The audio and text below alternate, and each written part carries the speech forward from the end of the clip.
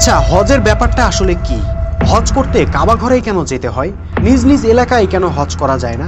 কাবা তাওয়াফের কারণটা আসলে কি? এই যে শয়তানকে পাথর মারা হয়, সেটারই বা উদ্দেশ্য কি?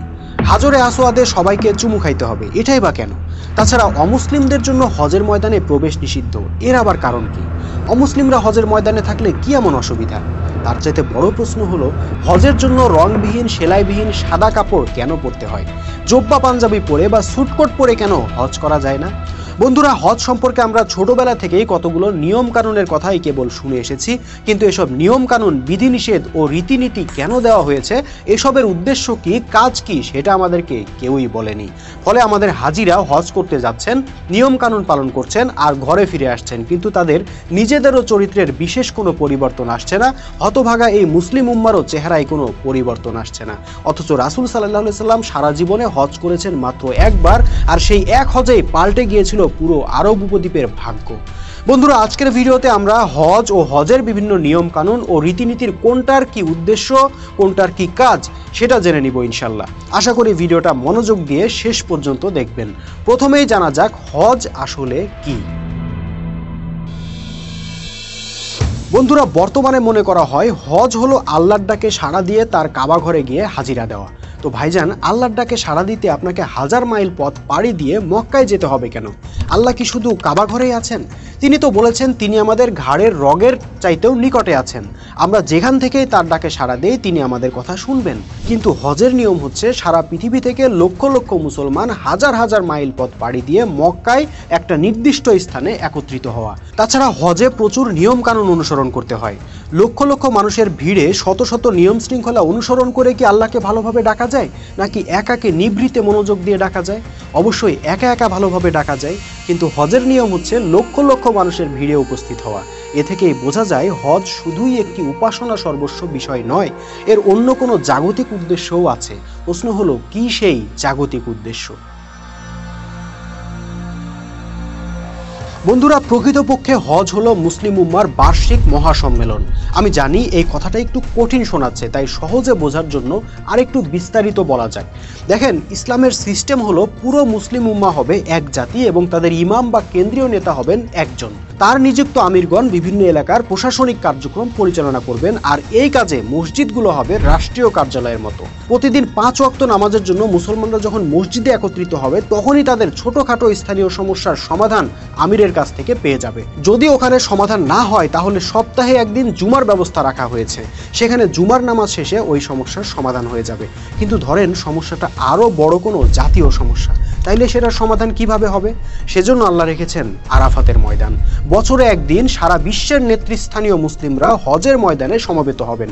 সেখানে মুসলিম বিশ্বের খলিফার সাথে রাজনৈতিক, কূটনৈতিক, সামরিক ইত্যাদি বিভিন্ন সমস্যা নিয়ে আলাপ আলোচনা হবে, পরামর্শ হবে, পরিকল্পনা হবে, সিদ্ধান্ত হবে। এরপর খলিফা তার হজের খুতবায় মুসলমানদেরকে দিক নির্দেশনা দিয়ে দিবেন, আর এভাবেই হজ হয়ে উঠবে জীবন্ত, প্রাণবন্ত।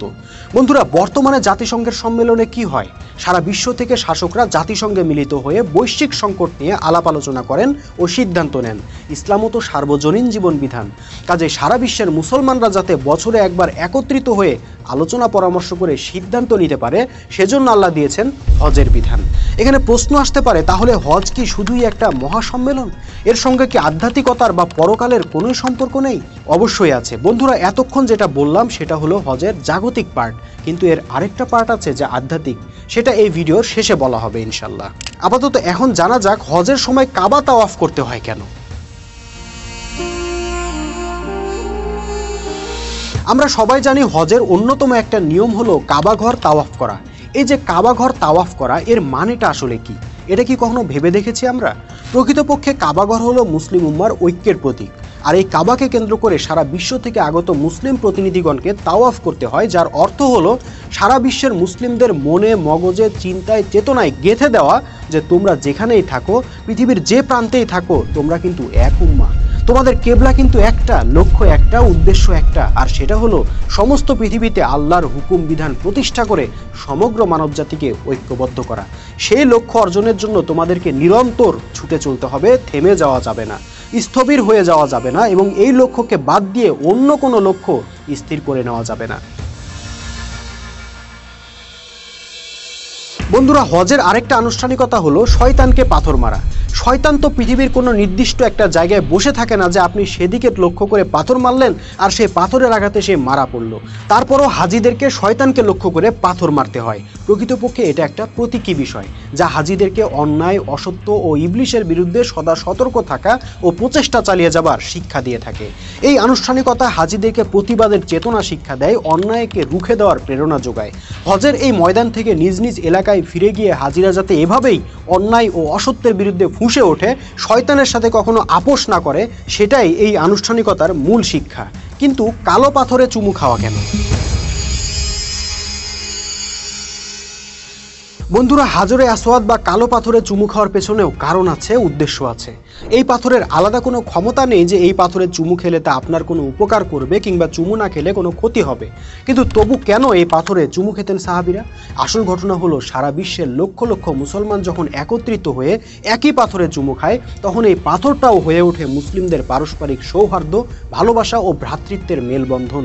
দুইজন ব্যক্তি যদি এক প্লেটে খাবার খায়, আমরা সেটা দেখেই বুঝে নেই তাদের বন্ধুত্ব কতটা গভীর।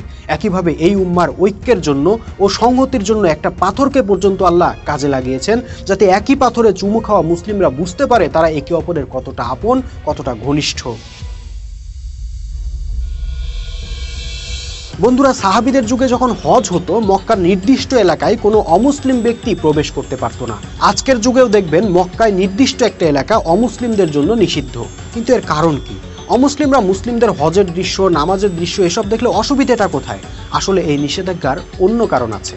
আগেই বলেছি, হজ ছিল মুসলিম উম্মার বার্ষিক মহাসম্মেলন। যেহেতু হজের সম্মেলনে মুসলমানদের অনেক ইন্টারনাল বিষয় থাকবে, যেমন প্রতিরক্ষা বা ডিফেন্স বিষয়ে আলোচনা, সিদ্ধান্ত হবে, এবং এসব তথ্য যদি অন্যদের কাছে পৌঁছে দেয় তাহলে তো মুশকিল। সেজন্যই হজের ময়দানে অমুসলিমদের প্রবেশ নিষিদ্ধ।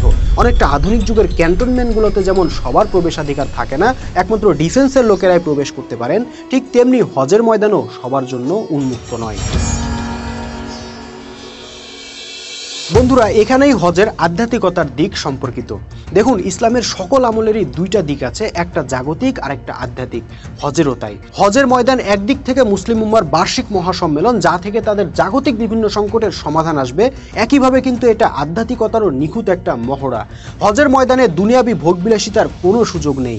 এখানে ধনী, গরিব, সাদা, কালো নির্বিশেষে সবাই যার যার দুনিয়াবি শান শওকত ছেড়ে দিয়ে 2 পিস সেলাইবিহীন কাপড় পরে আল্লাহর সামনে হাজিরা দিয়ে বলছেন, লাব্বাইক আল্লাহুম্মা লাব্বাইক।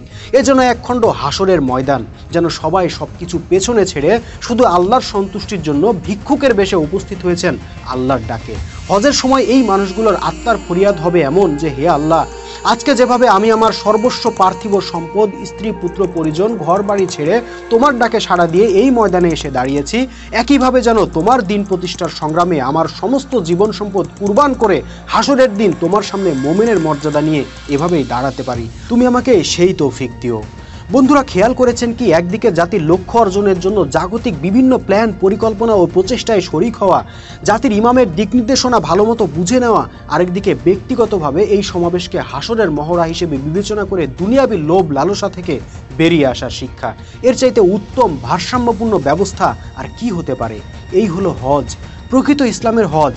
কিন্তু হায় দুর্ভাগ্য আমাদের, আজ আমাদের অখণ্ড একটা মুসলিম উম্মাও নেই, একজন ইমামও নেই। ইমাম যখন নেই, তখন আমাদের সংকটের সমাধান কে দিবে? কার নেতৃত্বে হবে উম্মার বার্ষিক মহাসম্মেলন?